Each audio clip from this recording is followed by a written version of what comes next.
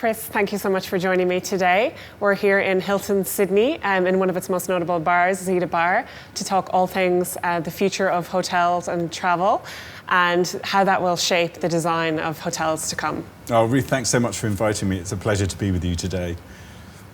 Considering in the last 12 months there's been a lot of talk about leisure travel, there's been a lot of talk about digital nomads and that revenge travel trend.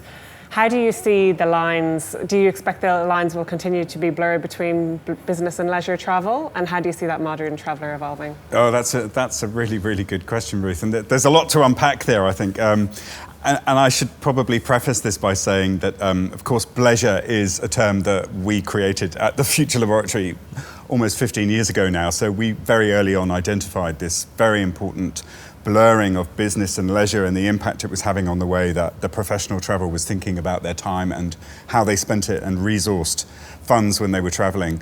And I think one of the interesting shifts is that traditionally we always thought of bleisure where the professional travel came first. And we would be lucky enough to tack on some holiday to a business trip, and it was the business trip that was defining where we went. With the change in the way that we're able to work now for many of us, I think what's going to get really interesting is the fact that I might actually decide that I want to go on holiday to Portugal and that I'm actually going to tack 2 weeks worth of work onto my holiday. And that's a new proposition, I think, for the travel industry to get its head around, which is that actually maybe the leisure comes first rather than the business. And that really does change the opportunities to think of where you might find people who are suddenly working. And I think we're already noticing that in a lot of resort properties. I think bleisure previously was very much a trend that was about city trips. And it was about the idea that I would stay a few days and enjoy that city that maybe I'd never been to. Now I'm finding people work in all sorts of, as I said, resort-based locations, which I think is a big shift. And that ties neatly into this notion of this more nomadic approach. And again, I think especially for a lot of younger professionals, so I'm talking about late millennials and certainly early Gen Z as two kind of generational demographics, so many of them now are in the position where they can travel from city to city and they can move to different locations and continue to work, as well as experiencing a culture, experiencing a lifestyle. And that for me is really what lies at the heart of successful nomadic traveling, is the ability to move from one place to the other, where there isn't quite the same focus that maybe we've had in the past on that quick bite into a culture. You have the opportunity to really do it in more depth, in a more profound way. Mm-hmm. And all of this has kind of led to more extended stay properties, apartment hotels. Absolutely. They're all on the rise. We're seeing more accommodation that's more like a home than a hotel. There's a lot of focus on that in the design element. Is there a danger that we're going to see consumers and guests get a bit, start to seek out escapism and want a break from that kind of home-like environment? Yeah, it's funny, isn't it? Because, there was a time not so long ago where we all wanted our homes to look like hotels. And we craved for that simplicity, the lack of clutter and the clarity of design that we really saw coming through in hotel design sort of 15 years ago as we sort of moved into modernism within the hotel industry. And then, of course, as you say, what we started to see was the hotel borrowing from the home to create places that looked more homely and reminded us of home. Yeah, I think there's definitely a move to make a hotel feel like a hotel again, and to celebrate its hotelness. And I think that's a really important part in one of the shifts that we've seen. We've been looking quite a lot at how in-room culture has begun to change. The growth of in-room dining, of the focus on making the in-room bar experience really, really important. And I think that's because one of the things we're seeing, again, I think post-COVID, is that we're often going to a hotel for the enjoyment you get from staying in a hotel, that it's not simply somewhere where to rest your head while you're enjoying a city or doing something else. The reason you're there is to be in the hotel. And if that's the case, then the onus is on the hospitality giver, the hotel, to create an environment which really encourages us to stay and to enjoy that experience as much as possible. So, yeah, I think that's going to be, and will continue to be, a big area of focus. How do we actually celebrate the hotel moment? Definitely. And we're also seeing a rise in independent hotel collections, guests looking for more unique experiences.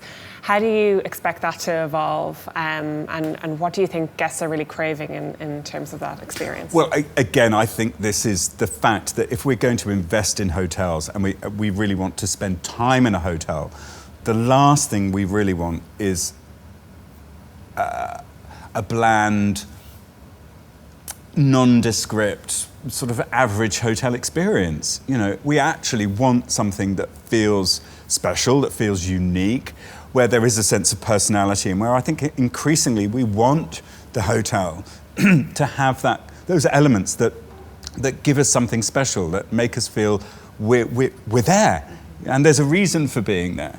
And so, yeah, I think what we're seeing with so many of those smaller independent hotel brands is that unique ability to tell a story, to create a narrative, and to create cohesive environments where that narrative runs all the way through, from the pre-experience to the arrival, to the room, to the dining, to the F&B, through to the wellness, whatever else that might be on offer in that particular hotel.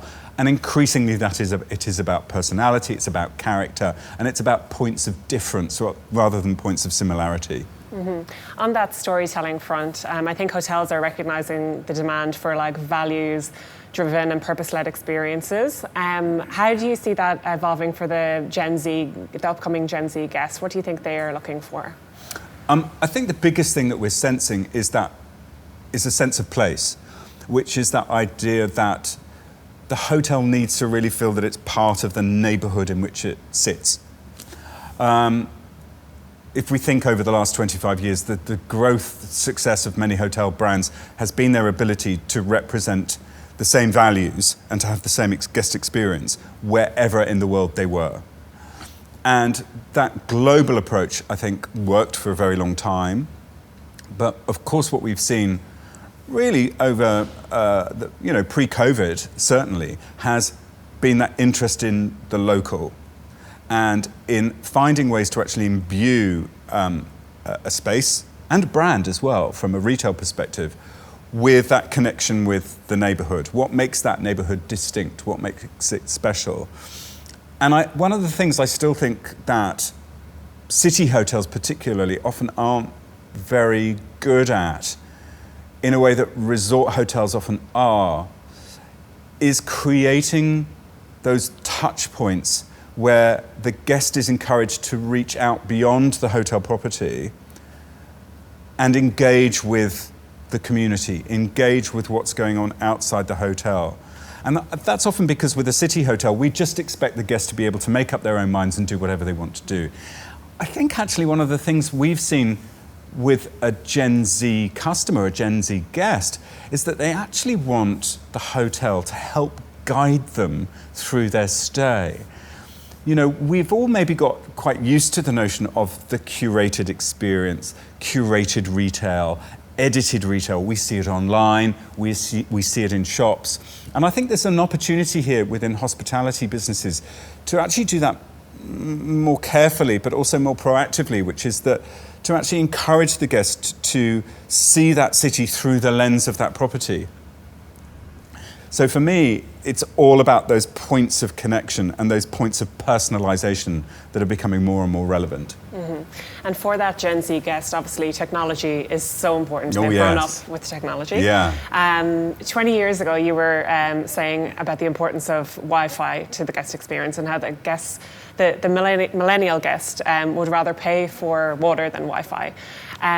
How, looking back now, how would you comment on how that has evolved, and I suppose what the next big game changer will be in terms of technology for hotel design? Oh, okay. So, yeah, I mean, look, I think we were fairly spot on in that one. I mean, I can't remember the last time I went to a hotel and had to pay for the Wi-Fi.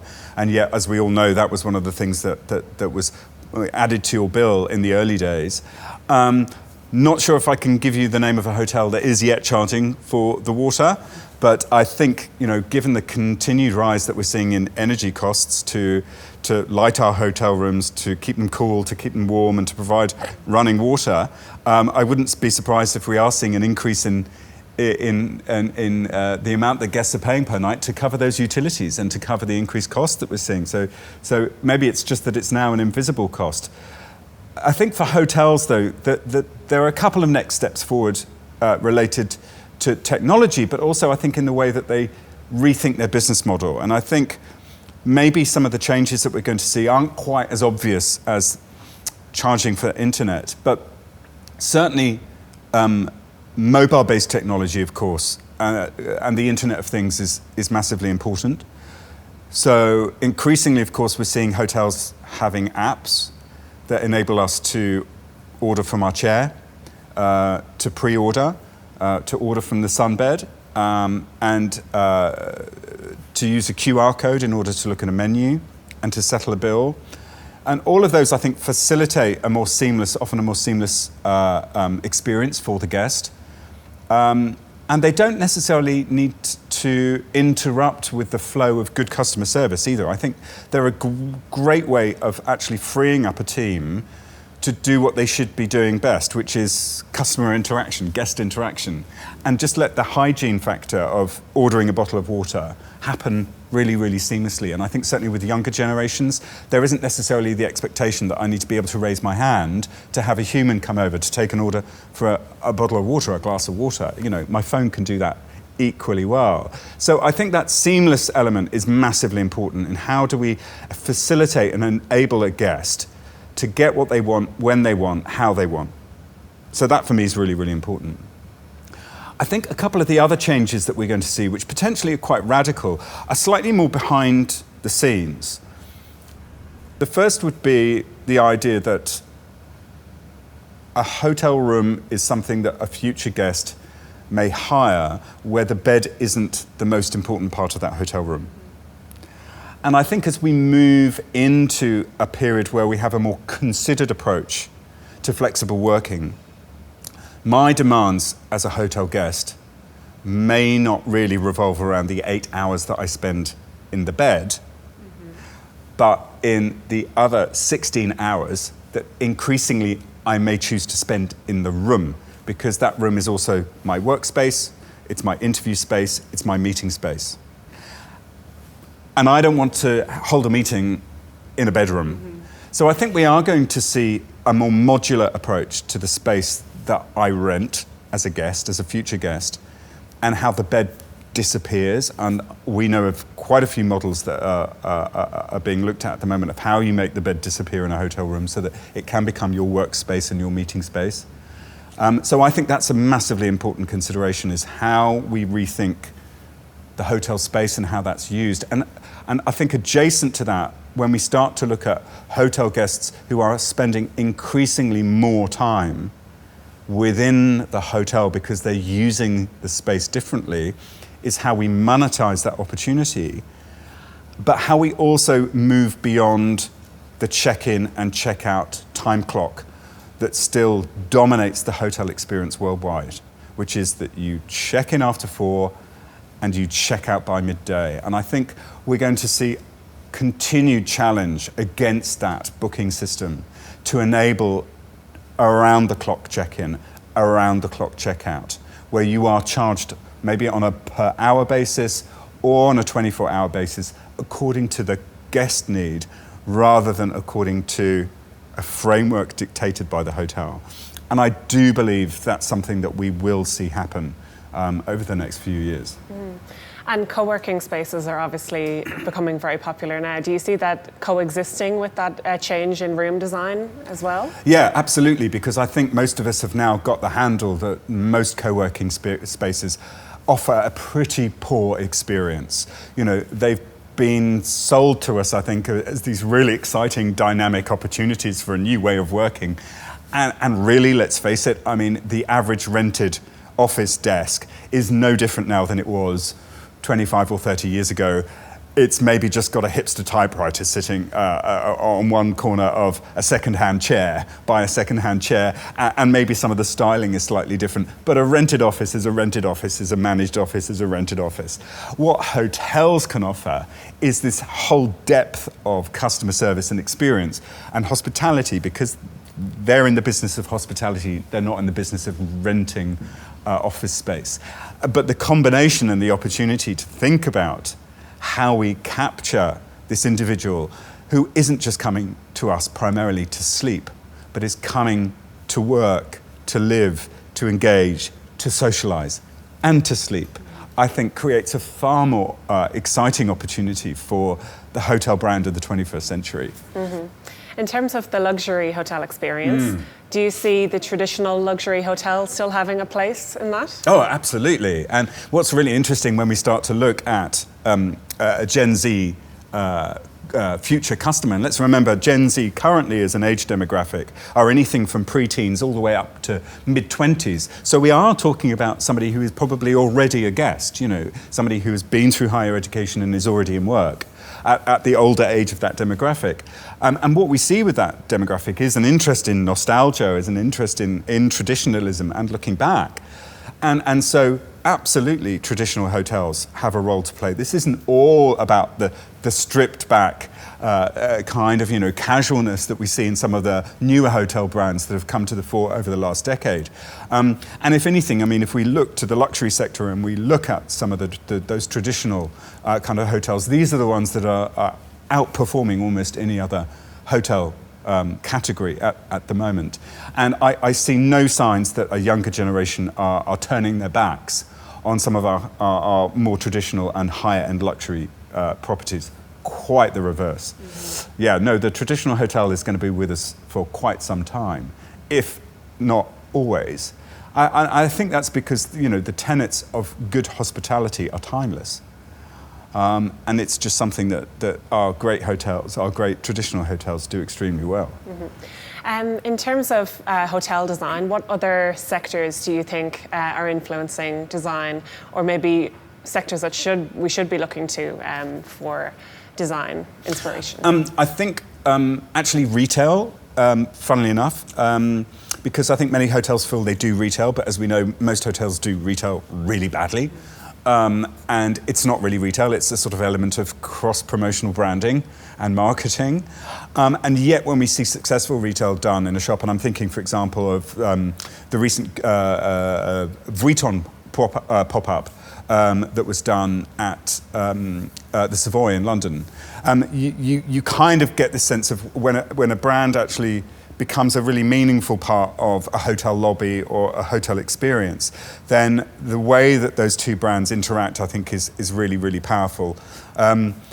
We've seen it in Saint-Tropez over the summer with Tom Brown working with one of the really high-end resorts in Saint-Tropez to create a collection that could only be purchased on property. And I think when we look at that idea of how we put the retailer and the property together, we often get a really, really great connection and a meaningful use of space. I think there are all sorts of things here as well where there's potential for properties moving forward. And it's really about, I think, a successful use of space. So for us, for example, two spaces that continue, I think, to poorly perform within most hotels are wellness and business. We've talked a little bit about business already, and I still think we're tending to put our business services at sort of the end of a dark corridor where we've got a couple of rooms where we put some sort of really out-of-date PCs, and we're not really thinking about it. We then obviously look at the influx of how a brand like Ace, for example, really challenged that idea by creating foyer spaces where the majority of people in them weren't staying at the hotel, they weren't residences, and they were actually using those foyers to work and to meet. And so that how creating new communities and almost new town halls within elements of our space is something that I think many brands can look at and could probably do much better. And similarly, I think with wellness and fitness, we're at a point where not only those two sort of elements, the traditional fitness space and the wellness space, going through massive change, but also investment as we start to take a far more holistic understanding of what fitness and health and wellness and mindfulness all mean together. But I think we're beginning to rethink the notion of hospitality in terms of food and beverage, bar and restaurant as well. And that for me is again another exciting opportunity that we see within the hotel space. How do we rethink our connection to neighbourhood with the hotel bar? This isn't new, but it's the fact that sometimes it's done very badly, sometimes it's done really, really well. And I think it's going to be increasingly important for many hoteliers moving forward to be able to ensure that the revenue that they get from F&B really does significantly increase. And that's going to take a focus on better understanding the potential customer who lives in your neighborhood rather than just thinking about guest experience. And that is something I think that most hoteliers still don't do very well. To finish, I'd like to ask you what excites you most about the future of hotel design? Oh gosh, when we think about hotel design, I mean, there are so many exciting projects that I think are on the cards at the moment. And I think when I look around, what I see is a combination of a number of different factors. One is designers who are really grappling with the issue around sustainability and thinking about how you take an environment which is obviously often about luxury. And as we know, hotels in essence are also having to deal day in, day out with high levels of waste, high levels of energy usage. So when it comes to hotels and the environment, we've got a conundrum here because in essence, they burn through energy, more than almost any other environment. They are such high they have such a high carbon footprint. So to start to challenge that, I think, is incredibly important. So designers that are making inroads into challenging that is an area where I'm looking at and I'm finding really, really interesting. But I think the other is the designers who are trying to find ways to break down these conventional walls of how we divide up hotel space are beginning to look at this idea of what is it that's really going to service the needs of the 21st century guest. This guest who is coming to me for a plethora of reasons, primarily, as I've said, not necessarily about sleep. I think we're getting to a point where the day guest is becoming as important as the night guest. And yet I don't think we spend enough time looking at their needs or identifying what it is that we can do to service them better. And so how we use spaces in that way, I think, is going to be increasingly important. I think where we are is in this Hilton Bar is a really good example of this. It's a fantastic space. We've got all this light. We've got all this area. And yet, of course, it's not being used for 2/3 of the day because it's designated as an evening leisure space. And so the ability, I think, for spaces to bend and to change and to flex is going to be a much more important consideration in hotel design moving forward. Definitely. It's a really exciting time to see how hotels will evolve. Thank you so much for taking the time to speak with me today. I really enjoyed having this conversation and hearing all about your insights into the industry. Oh, Ruth, it's been an absolute pleasure. Thank you. Thank you.